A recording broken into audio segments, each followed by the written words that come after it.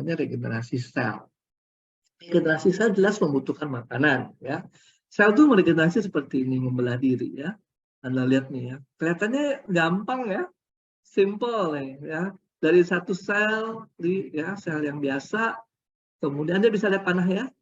Kemudian selnya mulai membentuk kromosom, kromosomnya mulai memecah diri, ya, bagi dua, akhirnya jadi dua sel, ya. Kayaknya gampang, kayaknya, ya. Dan kalau dilihat, misalnya usus, ya, 3 sampai 7 hari sudah harus ada regenerasi sel yang baru. Sel sperma, sel ovum, sperma, ovum enggak ya? Itu juga 3 hari sekali udah jadi matang sperma yang baru. Tapi nggak sama dengan sel tubuh yang biasa, ya, karena itu adalah sel sperma lain.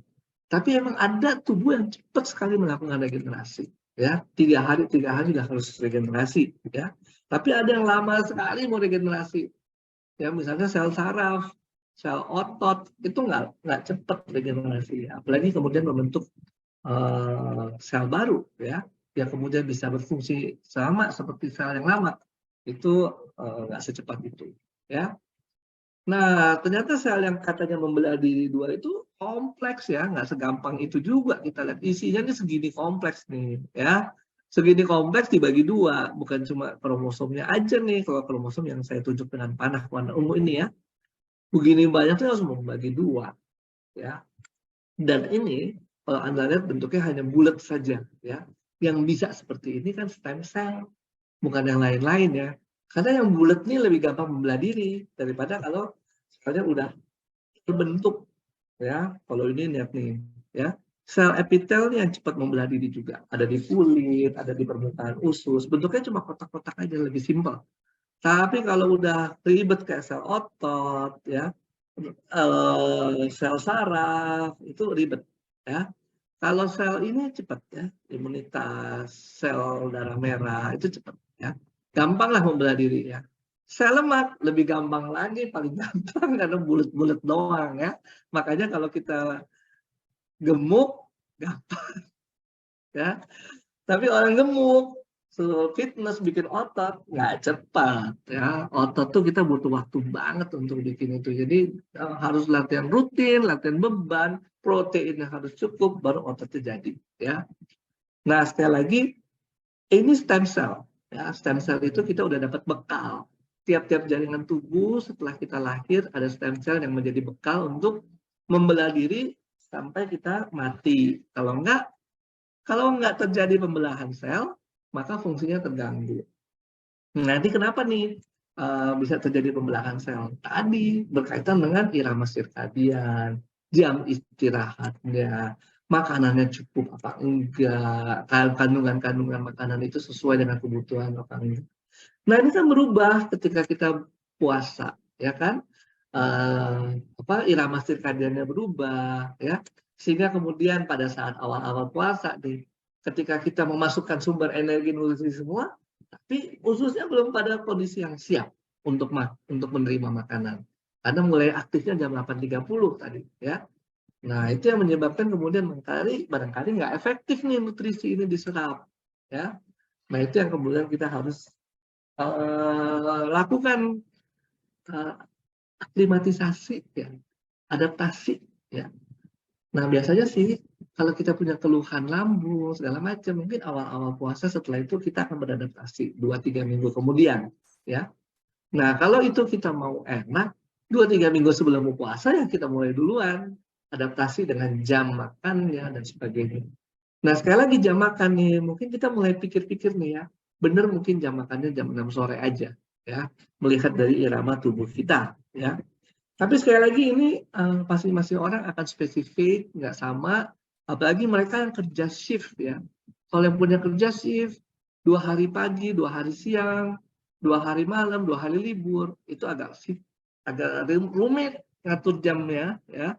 Nggak segampang orang yang memang rutin jam kerjanya, ya. Nah, ini sekali lagi, ya, ini sel-sel ini ya harus meregenerasi diri supaya fungsinya bagus. Ini contohnya nih ya. Sel kulit kita ini kan paling gampang kelihatan. ya. Kalau dia regenerasi dirinya nggak bagus, karena mungkin produksinya udah mulai menurun, akhirnya timbul jaringan ikat. Hanya kita lihat keriput, udah mulai, aduh kok gue udah mulai tua, segala macam ya. Tapi kalau kulitnya licin terus ya, berproduksi apa yang baru-baru muncul terus tuh peremajaan kulitnya bagus, maka kelihatannya licin terus seperti kulit saya begini ya.